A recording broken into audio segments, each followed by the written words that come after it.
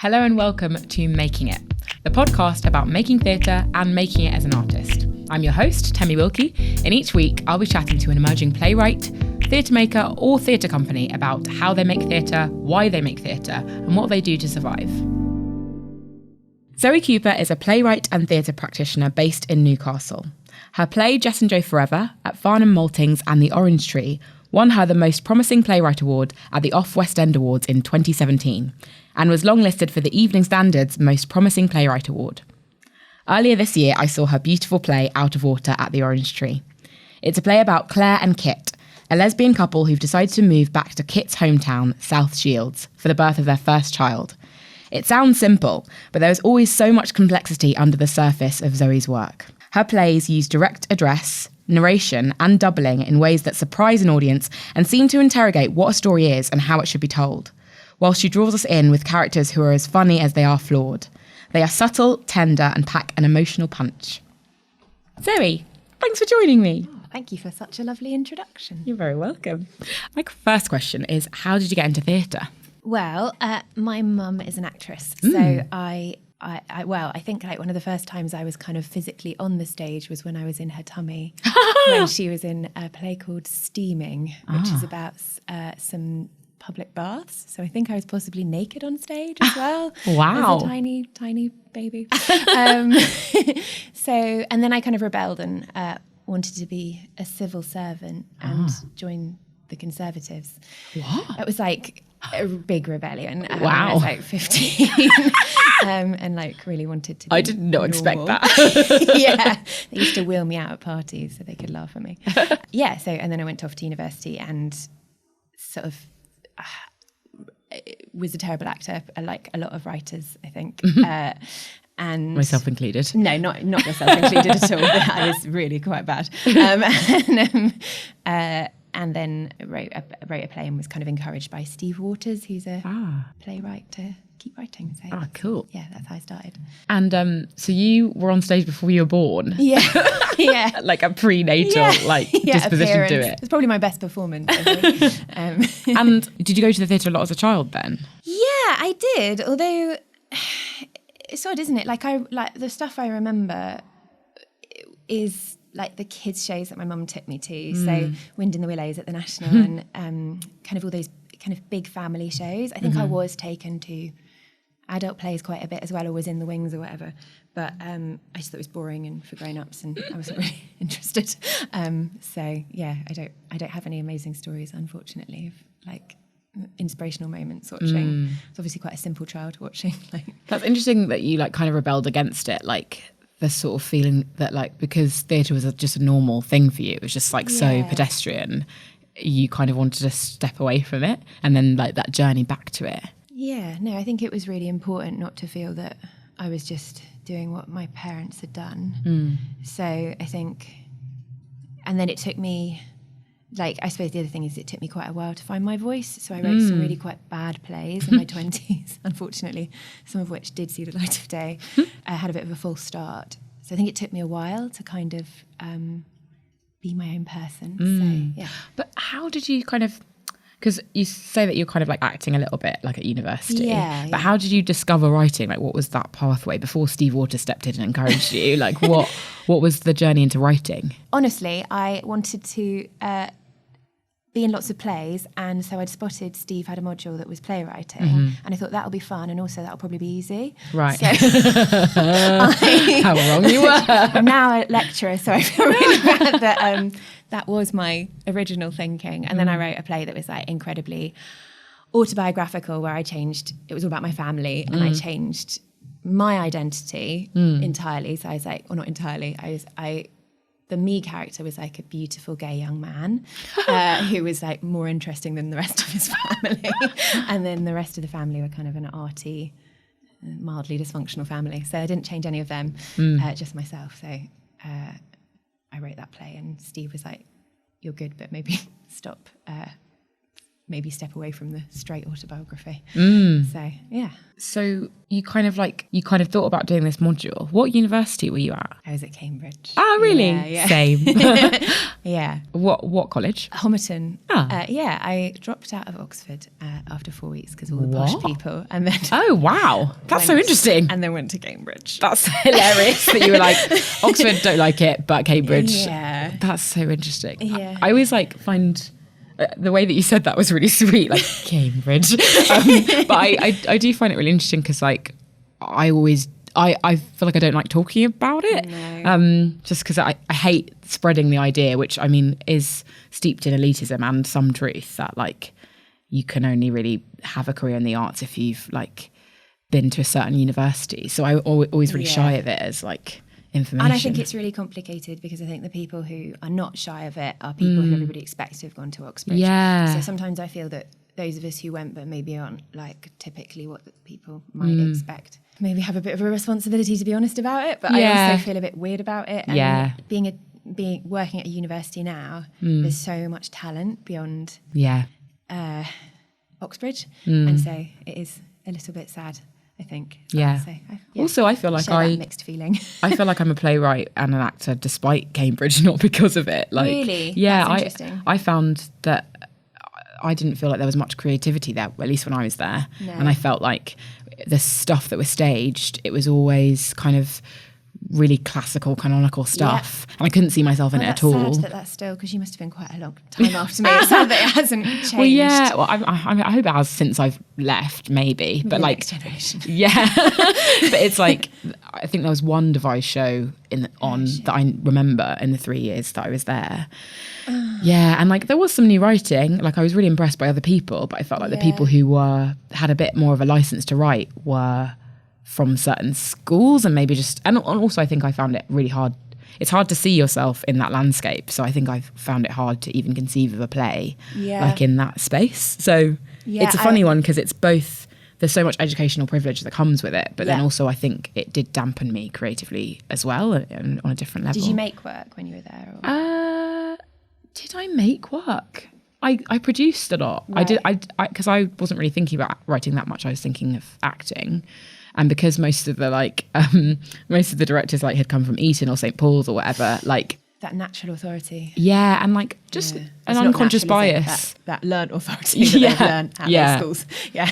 But I just feel like there was a sort of unconscious bias in not being able to recognise like, oh, I can't see you as, I don't know, Juliet or whoever, because everyone that I've seen perform those parts look a certain way, like, and they're not a black woman. So I stepped away from acting for a little bit and did some producing, which I really enjoyed. I think it's really good to learn other sides of it. Amazing skill as well, which is like brilliant, but it shouldn't be why you learned that skill, really, should it? I did quite a bit of devised work with the like radical, looking back on it, slightly complicated feminist group. So I did make work, but we felt really excluded. We were never, the only time I was on at the ADC was she's like the student theatre, I guess. The sort of main student theatre. The main student theatre was in a Susan Laurie Parks play. So, but what was super sad about that was that on the opening night, it was a totally diverse cast. I think I was one other white person in it, and it was great. And we looked out into the audience, and we were like, "Oh, the audience is really white." And then we were like, "Oh, everybody's on stage. That's it. We've just tapped out on." There were so few people of colour there that it was quite it's funny. I saw an article that was saying that like there were like 91 black students at Cambridge, and that was like a huge leap. And I was like, because of Stormzy, isn't it? Because of his bursary or like scholarship or something. But I was like 91. Like I was like, is that meant to be a lot? Like I was like, and I was like, oh my god, like there must have been less when I was there. I was like sort of deeply horrified. Like I was just like blown away. Did you noticed it when you were there, or not? You just didn't think about it? I think because I went to a private school, like, and so I think I was just used to being in predominantly white spaces. Right. There was like 3 black girls in my year, and that was a lot. Like it was like quite a lot. So I think I maybe was just like a bit used to it, but I think you just presume that there are more people, but you just don't see them. Elsewhere. Yeah, you just so like that was a weird. That was maybe this week or last week. It was a real like shock for me. Yeah. I think for a long time, yeah, it's weird. My relationship to like blackness and like my identity like was sort of divorced from school life. It was like it's at home or it's at church, like when I was going to church, like, but sort of within academia it felt like it was like, I don't know, a weird thing. Yeah, and I guess the curriculum there as well is reinforces that again, doesn't it? So what course were you doing if you I did education and English to begin with, and then I swapped into just English because I started off wanting to like make a difference. I was like, I love reading. Yeah. And so education in English and drama, or just education in English? No, just education in English. Yeah. So. And then you swapped into English. And then what was the sort of module that was playwriting? Because I did not know that was there. Yeah, well, I don't know if you would be able to do it if you were you English? Yeah. Right, okay, no, you wouldn't have been allowed to do it because it was a module just for our... And I think maybe I even had to like petition to do it because I wasn't drama. But yeah, it was great, and that's Steve was amazing. And also actually, it's interesting what you were saying about not feeling like you could write, because after I started writing, I wrote quite a lot, and I never entered any of those competitions. Didn't even occur to me to send off my work to anybody within, like, you know, there's competitions all the time at Cambridge for writers, and it just didn't really occur to me, even though Steve was being so positive. Yeah, I sort of don't even know what those writing competitions were. I don't think I noticed them. Oh dear. Yeah, I know. It says a lot. Yeah. And so after leaving Cambridge, like, did you keep writing? Like, what was your relationship to writing? Well, I think so. I've now I'm more confident, but I was never very confident about my own ability. So I really liked I still liked reading other people's plays. So I went in as a reader for various theatres and worked as a literary officer at Hampstead. So. And then did the Royal Court Young Writers Programme, really, honestly, because I wanted to learn a bit more about, I think now they do like a script reading course you can do at the Royal Court, which I would have absolutely eaten up, but like that wasn't available at that point. So I was really just there to learn how to think about plays a bit more, rather than necessarily to write my own work, and then would like write plays and then hide them in a drawer. Also because it's a bit weird, I think people who do both, you feel like you have to choose. I think you feel like you can't be a writer, or I felt I couldn't be a writer or put my work out there when I was selecting people for youth commissions. Why do you think you felt that way? Well, I think it's conflict of interest. I still kind of think that, actually. I think that it's all right to, and that's maybe not any shade on anybody else, but personally my view would be like that you have to keep those two things a little bit separate. You don't want to like any sense that you have promoted your work above other people's when you're in a room deciding which plays are going to get developed and produced. Then I guess maybe it's about like being like, okay, well, I know that in this theatre I'll never put my work forward, like the theatre I work at. Eventually, yeah. But I think it just initially, and like everybody knew me as a literary person, and it just felt a bit weird being like, oh, I'd also like to win this competition. Yeah. So it's yeah, I wonder whether like that's changed, because I sort of feel like there are certain playwrights that I think of, or literary department people, and I sort of really squarely see them as both, and like I feel like maybe there's something about, maybe it's something to do with social media, like the way that you present yourself. Yes, that's like that kind of distills that and makes you be able to hold those two things in your head, like in a comfortable way. And actually that is true, because I mean, Stuart Pringle's an amazing and I was thinking writer. of like Jill Greer as well. And Jill Greer, yeah, exactly. No, I think it has changed. It's just me who's a bit weird about it. Well, no, and maybe it was like a natural thing where it's like I feel like I want to be one or the other. It's just, I think it's also like a gig economy thing where it's like you kind of can't really just do one thing and survive. Like, and not. So I think the sort of actor writer, very, very different. It's less of a, well, I don't know. The writer's room that I've been in over the last like few weeks, like it's a great TV show that I'm obsessed with. And like there are points where I'm like, I'd love to suggest myself as the actor for this potential character that maybe like can't in like a minute. I don't think that's as weird though, because you're not, if you were a casting director, that would be a bit weird. Oh yeah. Yeah, I suppose so. Do you know yeah. what I mean? It's not, it's not so direct. Yeah, true. Yeah. And so you were at the Hampstead, and then did you go anywhere else and do? Did Hampstead, but then I was, like, as you say, gig economy. I was doing lots of youth theatre work at the weekends, and then... When you say youth theatre work, what do you mean? Like helping teenagers to write little plays and things like that. Yeah, so I did quite a bit of that, and then I would read for various theatres. I read for Watford Palace, which is like my first reading gig, which was choosing the panto. Oh, great. Which is like the most weird... Wait, so people would write like panto scripts, like pantos. wow. I guess they do the rounds. So I guess like with pantos, there's quite kind of fascinating like miniature. I don't know if this is still the case, but there would be a panto script that would be done in various places. So they would write it and then it would get picked up by these theatres. And so you would be choosing between the 7 or 8 pantos that were doing the rounds. And I'd be like, well, this one's too sexist. This one's too racist. Oh, great. I'm so pleased. pleased. This one's got no plot. So, that's so cool that you were in that position. The plotless one. Yeah. So, yeah. But I just advising, not kind of choosing for that one. Yeah, so I did that and then left and floundered quite badly trying to kind of be a writer.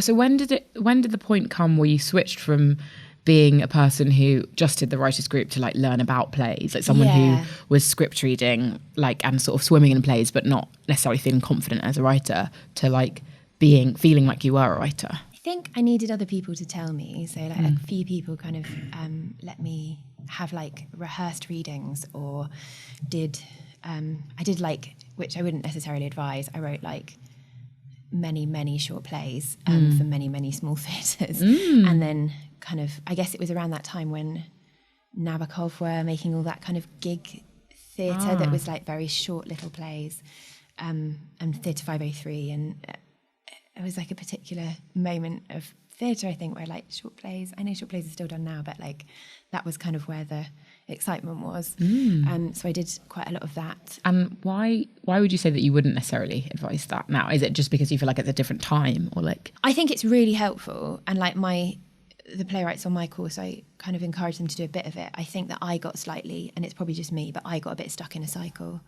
of getting really good at that like tiny turning point, and then I don't know, it's this particular skill and it doesn't necessarily map onto full-length plays. So I think it's like a useful thing, and it's useful to make friends. I mean like friends in the professional sense, like directors who like your work, or actors that are like great in your work, or whatever it is, or producers, and finding your feet and having an audience. So I think that's when I realised, I thought I was writing like really dark, kind of, because I'd done the Young Writers programme, I thought I was going to be like Polly Stenham. And then people came along and were like, oh, I really like the bit about, I don't know, like the Scotch egg or whatever. And I'd be like, oh, plays are like funny and not necessarily like super dark. But that was quite, I don't think I would have learned that if I'd not been in front of an audience. It's almost like figuring out your voice. Yeah. But it sort of sounds like you think it's really brilliant, but like not to get stuck into. Like if you're able to make short plays, it means that you can put it in front of an audience quickly. Yes. And like it means that you can learn loads, but if you stay in it too much, then it sort of means that you're tied to that kind of part of the skill. Yeah, and right? I think like it's a little adrenaline rush, isn't it? Because you can get it up really quickly. Yeah. So you'll have the commission, and then it will, or I don't know if you'd call it a commission, like someone's like, do you want to write a short play about X? And then it's 2 weeks and then it's on. Yeah. Which is an amazing feeling. Yeah. But sometimes that can feel so, it's quite seductive, and actually settling in, writing a play for 9 months in your evenings and on your weekends can feel like a big slog and a massive risk, but maybe it needs to be done. I don't know, it's hard, isn't it? So you were writing those short plays, and then was that sort of part of the journey to the turn towards feeling like an actual writer? Yeah, I think so. So that, and I entered competitions and never won, but me and my friend Evan Placey were like we became like mates because we were always on the shortlist together, and that's really never sweet. won. So I think I met other writers who were in a similar position to me. And how do you feel like that helped? Because I really liked their writing, and I was like, oh, they're really good. So, maybe I'm not utterly crap. Yeah. Lovely. Yeah, so that was nice. What was the process of getting your first play staged? Yeah, I did another one of those like short, it was like a seed commission for live theatre that didn't really work out. So it was kind of ended up being 2 projects rather than one. It was like the director's project and my project. So we split them, and he did his thing and I did my thing. And my thing was to go away and try and write a play, like not in a bad way. I think we just had different visions for it. And then sent it off to them like a year later. Sort of thought, I think sometimes as well, like the thing I often say to young writers that I work with is, so I used to spend ages when I was at Hampstead carefully crafting a letter that was trying to be really encouraging and be like, send me your next play, or like come in for a cup of coffee, or like would like write 2 pages of like what I thought was great about the play, and then would never hear from them again, or would hear from them and be like, well, you didn't like my play, so I guess I'm not, you're not interested in me. Yeah. And I had, weirdly, even though I knew that, had the same reaction to live. They said they liked me and wanted to stay in touch, and I was like, sure. As if. As if. But did eventually send it off to them, and then they produced it. So yeah, that's another thing that with young writers I often say is like, if a venue says they really like you but don't want to put your play on, that is like really positive. Because if it's not a form letter, so if it's not, dear blah, we didn't enjoy it, sincerely. Yeah, it's funny because I feel like something that I'm trying to learn is to actually hear, like when you get notes or when you get criticism. Yeah, it like keeps being the same, doesn't it? Yeah. It's that you only hear the bit. You only hear the bad bits. Yeah. Yeah. And it's like, no, you have to hold on to the bits that were nice. Like, and you have to hold on to like the positive bits. I think it's really natural. You just dismiss the positive bits. Completely. And like the positive bits, as you just said, like can lead to more work or like furthering that relationship. But because we take the criticism personally, like we miss out on the like juicy greatness of possibility. Yeah, and also like I think also something that I try and remember, like when people give me notes and also when I give notes, is that the positive bits are still notes. Yeah. So they are like, we really loved this bit, and it's like, well, why did they love that bit? What was it about that bit? And how can I do that bit more? Or whatever, which again, I think is like, that those bits aren't just blank. It's not just blank kind of good tick, Yeah, there's a reason that they said something about the thing that they like. Yeah, and what is it they're tugging on, I guess. Yeah, and that's something you can lean into more in the next draft. Yeah, exactly. But it is hard to, like, not just be like, oh, it's dreadful. Yeah, they hated it, they hate me, I'm awful. Yeah. Maybe I won't write any more plays. Yeah. And so when it was staged at live theatre, which was that play? It was a very long time ago. It was called Nativities. Uh-huh. And it is, so I think like that was another thing that I was thinking about before this podcast, was that like for me, I did not have, a lot of my friends had like first show, massive hit, great piece of work, beautiful, kind of was a bit of a like manifesto for them. Wow. For their work since. Yeah. And for me, my first play is absolutely not a manifesto for the rest of my work.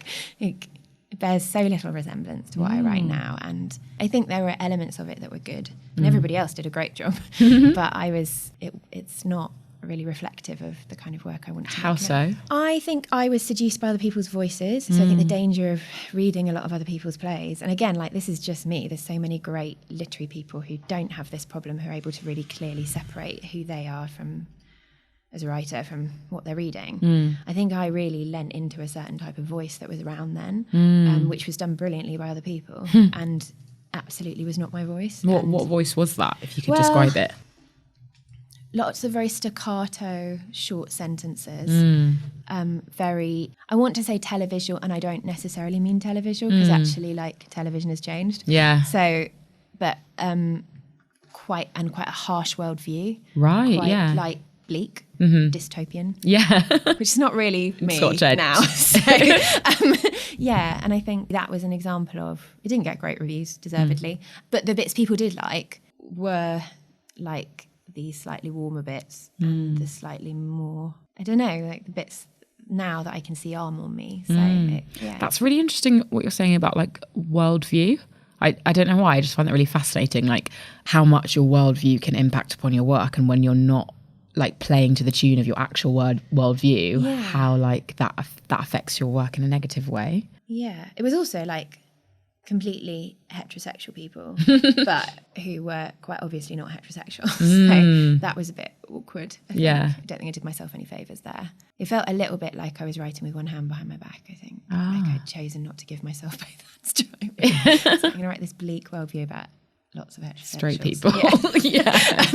So, yeah. That's so cool. Yeah, it's really nice to hear, like, I don't know, that you sort of turned around and were like, my worldview is warmth, and like... And maybe that is where like having, maybe like that's when being a reader did, like reading a lot did help, because I was like, oh, the playwrights I really love, like Tom Wells or Caroline Horton, I used to like really, I still really love her work, and David Gregg, and like these kind of people.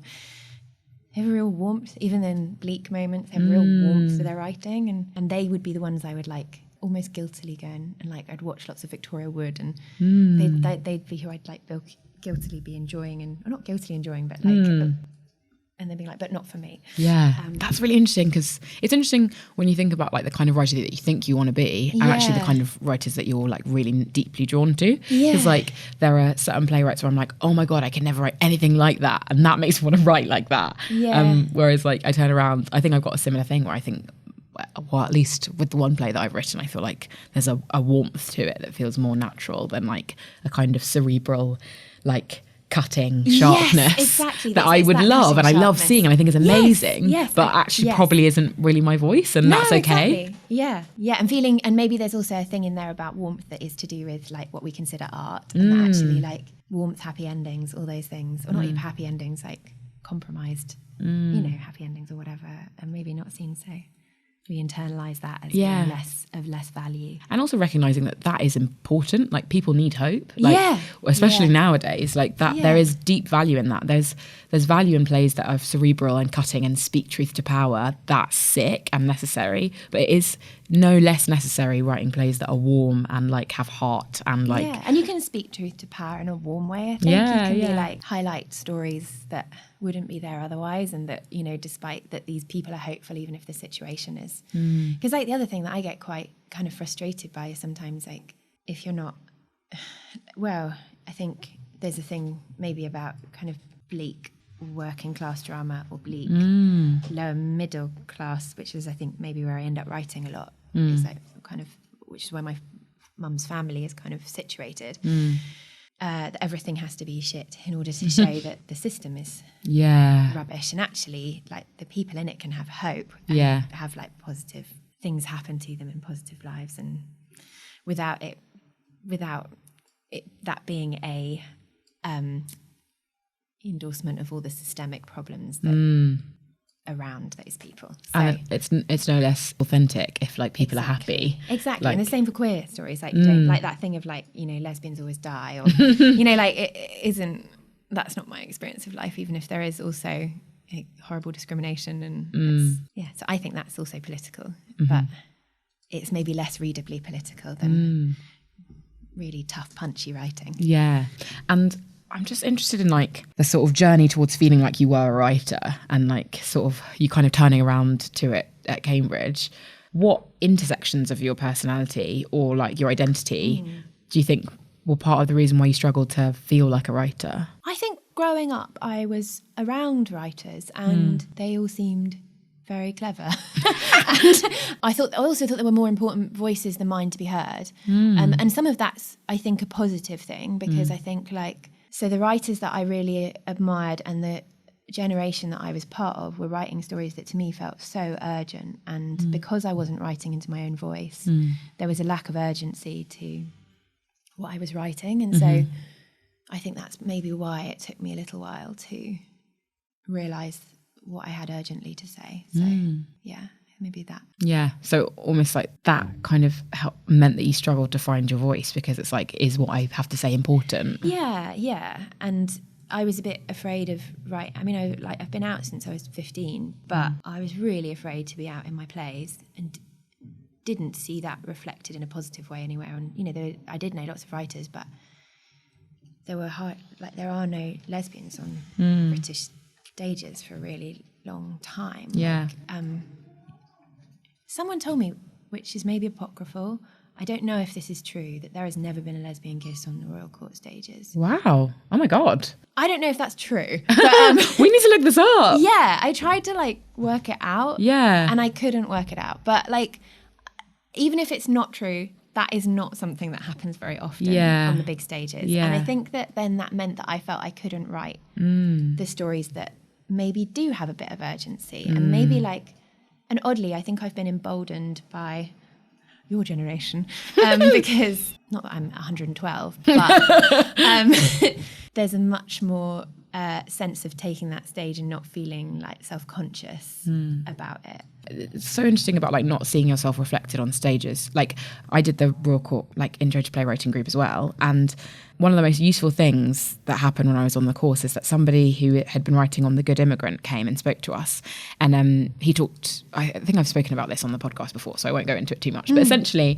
it's kind of the thing of like you can't be what you can't see, and I think it's the same with writing. It's like if you've not grown up with stories or seeing your stories on stage, it's really hard to write them because it doesn't feel like you're allowed to take up that space. Yes. I think that's so true with queer stories. And like with what you just said about not knowing if there's ever been a lesbian kiss on the Royal Court, I'm like, I have to write that play before I die. Well, that's why I'm putting it out into the world. I'm hoping someone will just God, have like so cool. mainly snogging for an hour. My dream is that like in like 2027, you'll have a play on there and I'll have a play on there. They'll both have a lesbian kiss at the same time. Yeah, like timed. Yeah, so that they're at the same moment every night.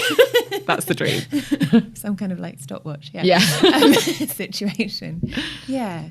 And I also think that sometimes our stories have been told by, there was a spate of like gay stories on at the Royal Court and elsewhere that were written by straight people. And that as well to me has been like a real, it's complicated because of course anybody should be able to write anything. And I don't think there's a problem with that. The problem with that is that when that is the only version we see and it's from that perspective. And that I think is really, I think that has changed as well. It's that we no longer accept that as like, not that people can't do it, but that there needs to be an interrogation about why that's happening and why that gets a bigger platform than people. Why, I remember me and a couple of my friends being like, oh, there's another, so that's the gay slot because they've done the gay play now, but it's written by a straight person. Yeah. So I guess we won't be, and that felt a bit complicated, I think. Yeah, because these things don't happen in a vacuum. It's like people should write whatever they want to write. Of course they should. It's about who is given that platform and who is like who then gets to see that work. Because it's different with theatre. It's not like writing a novel. It's like it's about what is actually staged and like what is actually seen. Yes, and so it's programming rather than the individual. That's what I often think is it's not the writer's faults.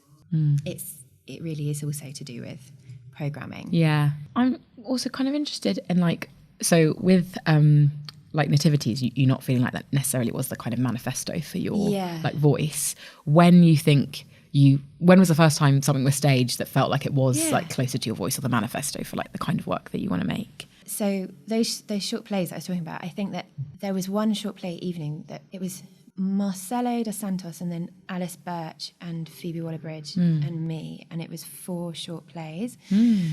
And I wrote a not brilliant piece, but that was like probably not even very good piece. That was that was about swimming, and performed by Simon Darwin, who was brilliant in it, despite like me handing it over like far too late and giving him far too many words. As a writer, you would like as an actor, it would disgust you by how late and how many words there were.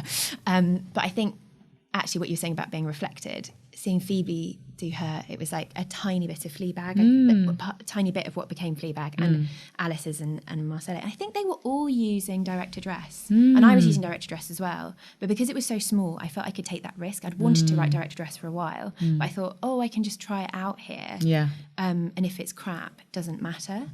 And so even though that piece was like very much shown up by the other excellent pieces that were on that evening. I bet yours was excellent too. Oh yeah, sure. Really, they had to get a piano going, I think, in order to kind of mask the words a bit. I think I realised then, like, this is authentically not authentic. Such an awful word, isn't it? But this is like what I want to write into, and I know how to make it. That was it. That I knew how to make it better as well. So then I started writing longer versions of that kind of work, and that slowly built into something a bit more doable. Yeah. And then when did the beginning of your relationship with Orange Tree like start? Well, I was in the youth theatre at the Orange Tree many moons ago. My mum used to perform there, but none of them knew that when they met me again. I was like, I have actually been on your stage. Starred as Wave. I'm seeing so many water themes. I know. The first thing I did, though, was The Tempest. Whoa. I was a very small person. Because Jess and Joe is coastal as well, is that right? Yeah, it was a really odd thing. But that's kind of by the by.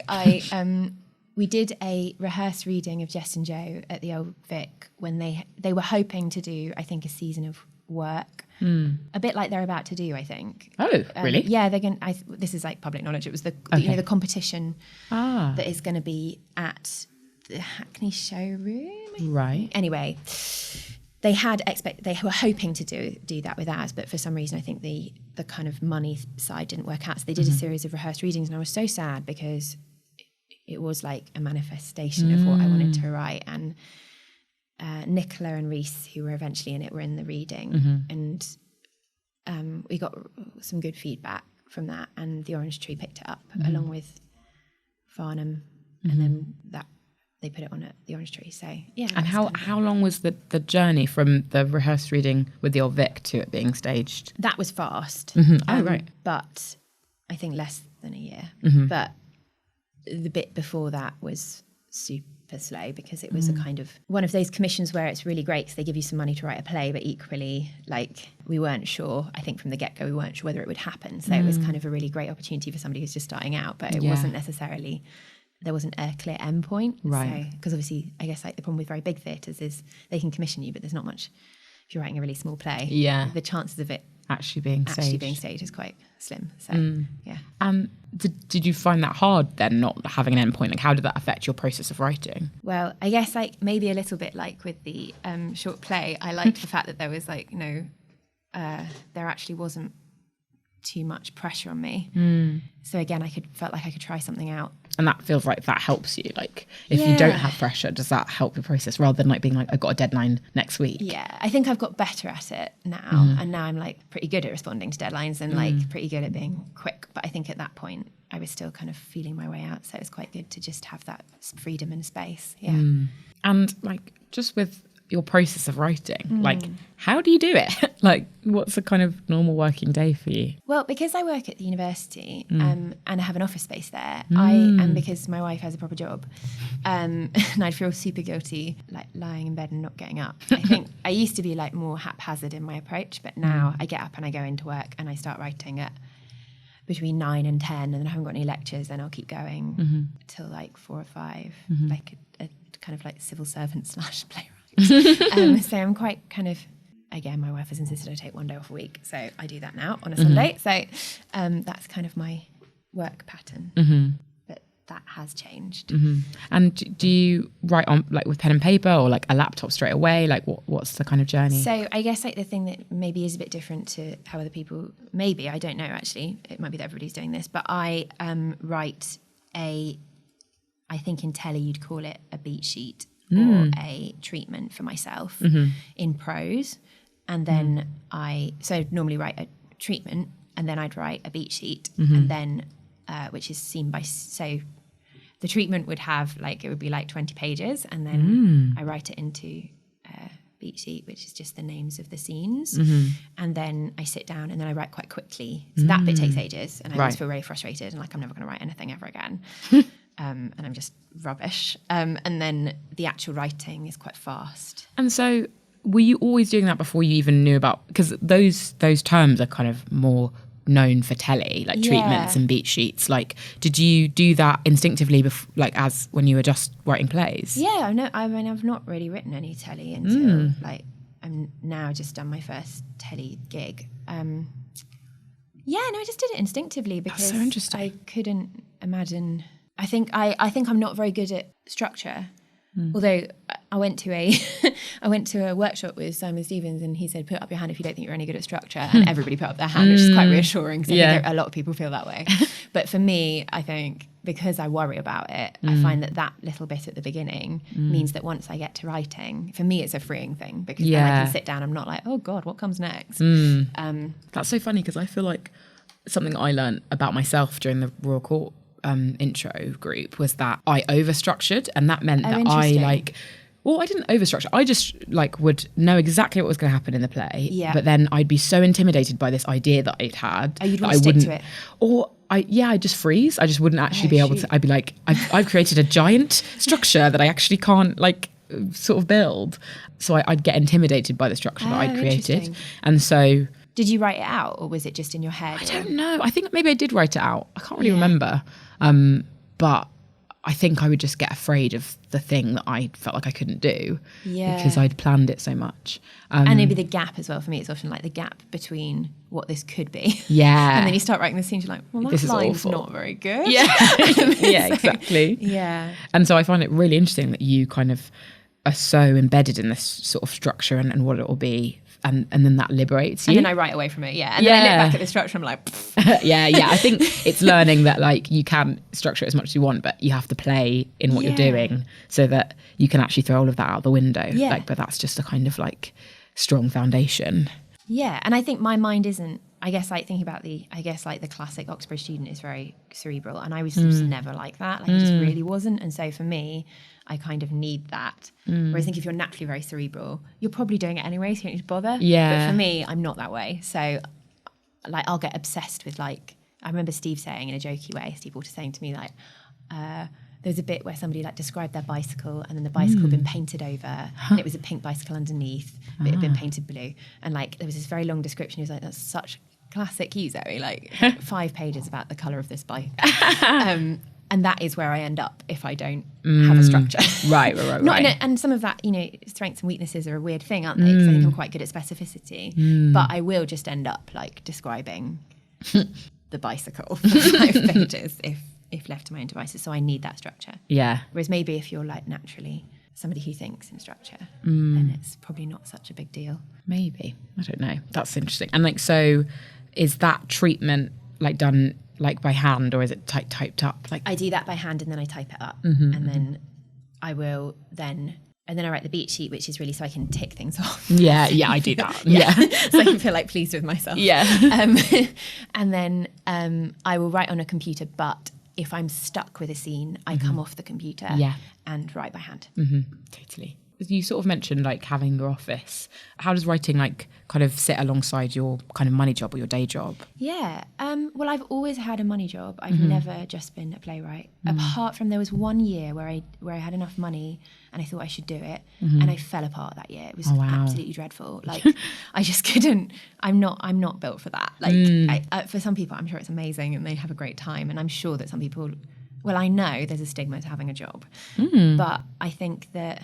What do you think that stigma is? That if you were good, you wouldn't be doing the job. That's so interesting. I think sometimes, yeah. And again, maybe that's changing, and I really hope it is, because it's stupid. And the other thing that the job did, I think, if you don't have, and like so many of us don't have, but like private means or like a safety net, because I did this PhD that gave me funding and then the lectureship, I think I've like found a way to have that freedom of taking a bit longer over commissions to begin with and thinking about my ideas and didn't have to panic write really fast or take the wrong telly job or, that I think that was a real freedom. So yeah, if anything, like your money jobs or your like that sort of like parallel career has like helped your writing because it's meant that you can like take your time rather than like having to desperately scrabble and write badly. Yeah. I find it amazing that you were doing a PhD like while you're writing these amazing plays. Like how long did the PhD take? Is that 3 years or 4? Yeah, so it was 4 years, but I wrote Jess and Joe's one of the 2 PhD plays. Wow. So submitted it for that. Was funded for the PhD, which just gave me this freedom. Cool. Great. So like, and I would say to like writers who are at that stage where they're feeling a bit, I don't know, a little bit rubbish about London and not having any money and not like moving out of London and doing a PhD is a really good way of writing like being paid to write plays in a non-pressure environment. Yeah. So like there are other pressures, but yeah, it was an amazing freedom. And then I had to write a critical part of the PhD, which was helpful. So I wrote on Shakespeare and queer and feminist kind of bits of Shakespeare. So I'd love to read that. It's a bit of a mixed piece of work, I would say. I think the bit that I struggled with a bit was they were when I came to my Viva, they really wanted me to write about the meaning of my plays. What, and can you just explain what a Viva is? It's a oral exam where you defend your thesis. Right. So you say like why it's good. And you had to sort of just define your plays. Yeah, and like one of the questions that came up, which was really interesting, was that you say that your plays are queer. Are they queer? Oh wow, are they queer? Yeah. Whoa. I'd be like, So, yeah. And I don't really like articulating my authorial intent too strongly. I think there's a sense of, I think it's quite important to me. And it's not the same for everybody. Some people have a really clear, they want to be able to tell you like that's part of their practice. Yeah. And for me, that is not part of my practice, really. So that was a bit tricky. But other than that, it was an amazing experience. Yeah. And so what is the title of like, if I were to like look up like the PhD, if I were to like find it, like what is it called? Yes, it is creative writing PhD. So, and you can do them in all different places, and the percentage of creative to critical is different in all different places. Oh, cool. So mine was 30% to 33 to 66, or whatever that adds up to 100%. Yeah. And so the 66 is the writing and exactly. the 33 is the Other critical. places it would be 50-50. Okay. So depending on the kind of writer you are, that can be more. And you can do ones that are very self-reflexive. So some people will write 30,000 words on their practice and then write the plays or make the work alongside it. And actually weirdly, well not weirdly, quite understandably, a lot of kind of makers end up in academia more so because they're used to articulating what it is they're doing in a quite that feels like part of their practice maybe. Yeah. I wonder why that is, like why makers sort of feel more of a, not necessarily pressure, but why that feels like it's a bit more of your practice than it is for playwrights. I don't know. I mean, I would say you might be better placed to answer that because you've done a bit more making. But I wonder if it's because you're articulating it in the room.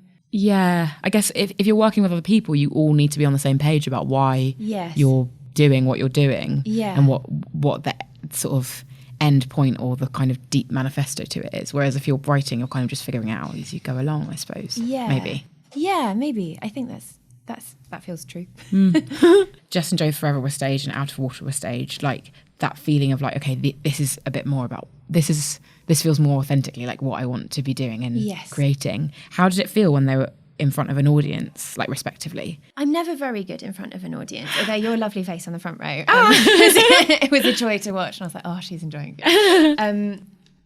I think that waiting for the first laugh is really horrible. I think I was really surprised and happy that an Orange Tree audience actually warmed to my work because I think it maybe, even though I grew up around the corner, it wouldn't necessarily be where I would be expecting to see my work. So that was quite positive. I think with Out of Water we got a slightly more diverse audience, which was really good, whereas Jess and Joe, the structure of the play doesn't announce itself as queer, so that took a little bit longer and also maybe wasn't the point of that play as well. I really like the idea of not preaching to the converted, so not that actually there's anything wrong with that. I think that there's something to be said for making work for your community and and it's fine to make a play that is like fully about like about and for lesbians or about and for a black community, like whatever it is. But I think for me, my work, I think I'm better when I'm making work that is maybe trying to like hold the hands of people who haven't quite got there yet on those issues. So it was, which sometimes makes it uncomfortable because you have to have conversations in the bar afterwards that are a bit like people wanting to work things out or ask you questions in a way that can feel a little bit like, oh, don't ask me that. But, you know, they're allowed to, and that's part of the conversation. And so that journey from like rehearsals to kind of it being staged, like do your plays change very much in rehearsal, or does it feel like they're usually kind of there?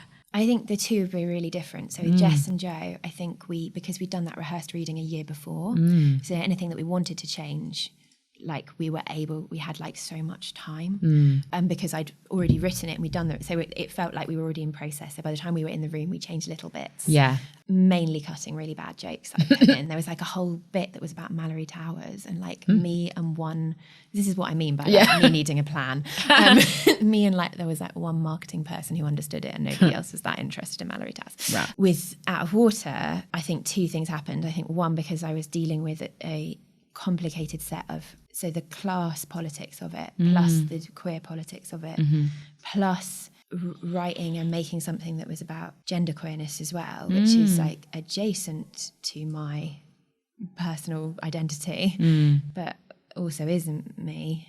We did more negotiating in the room and I was called out more, which I think was really a good thing, even though it was painful.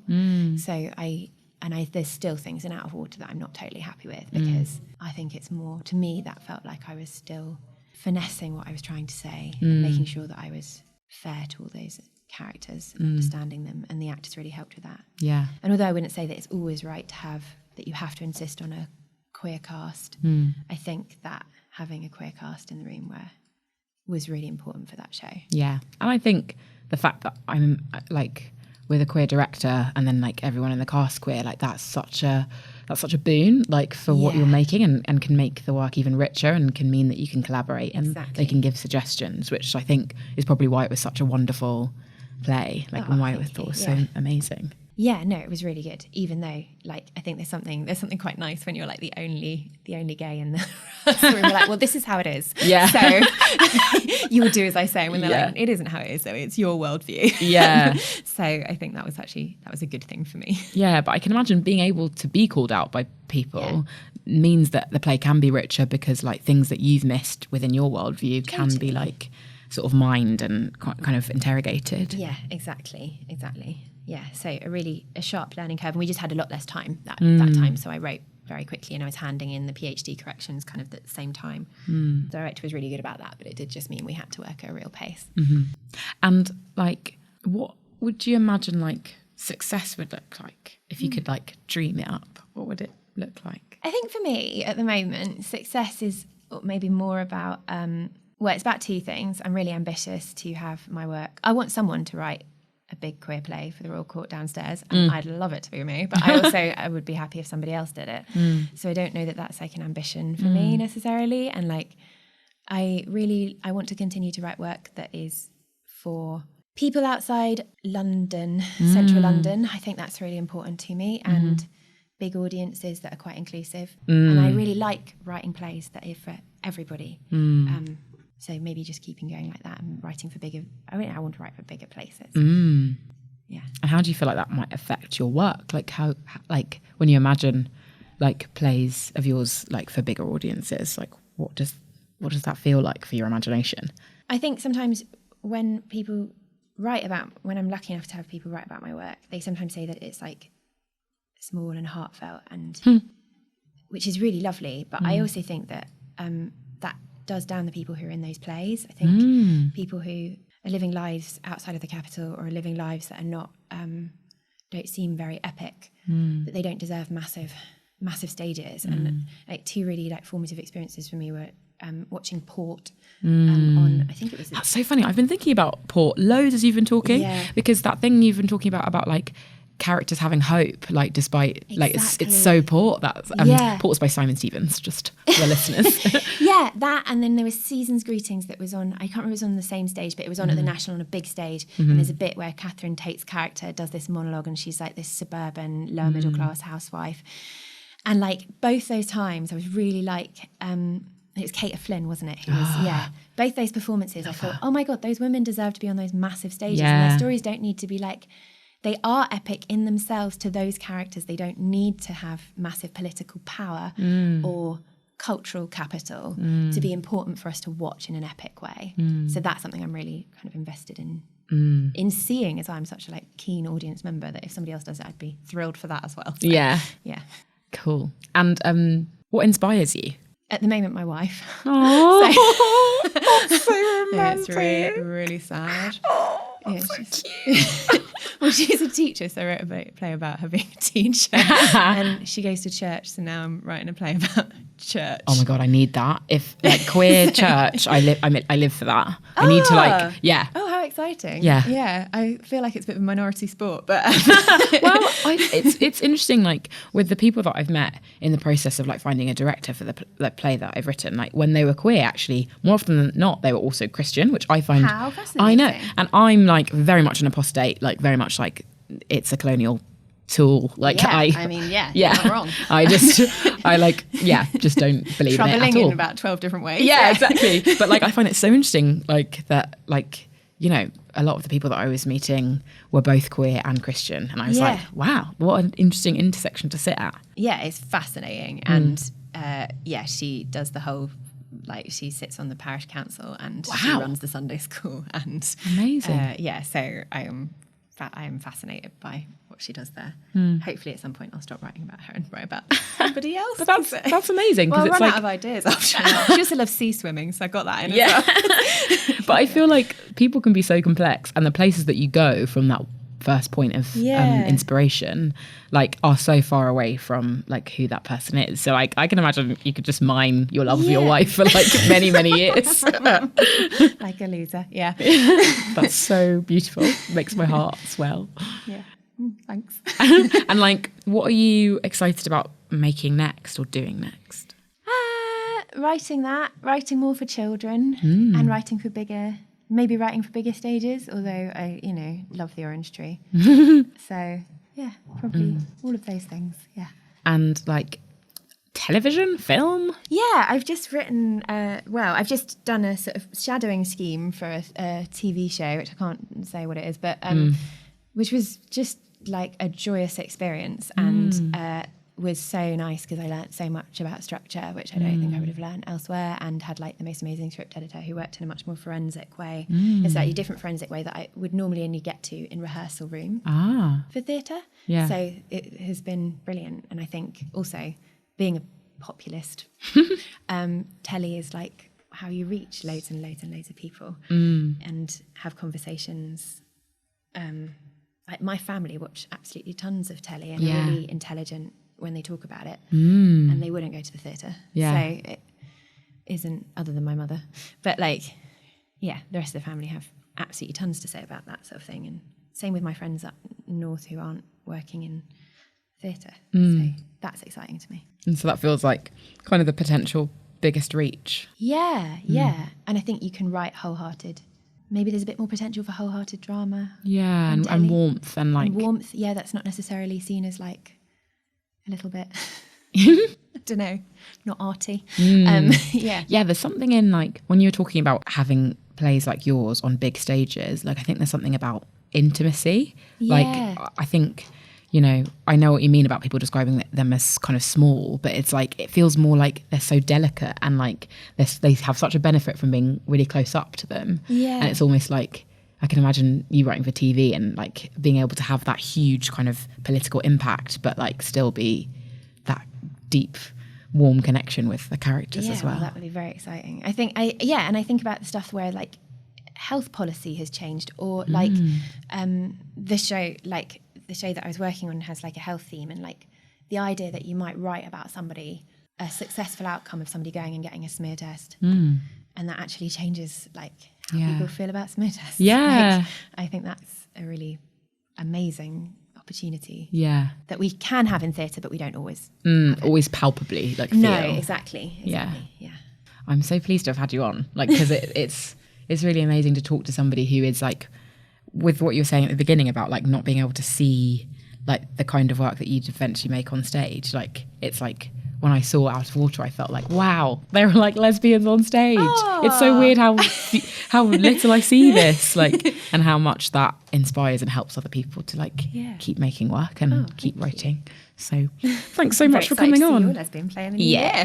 Lesbians.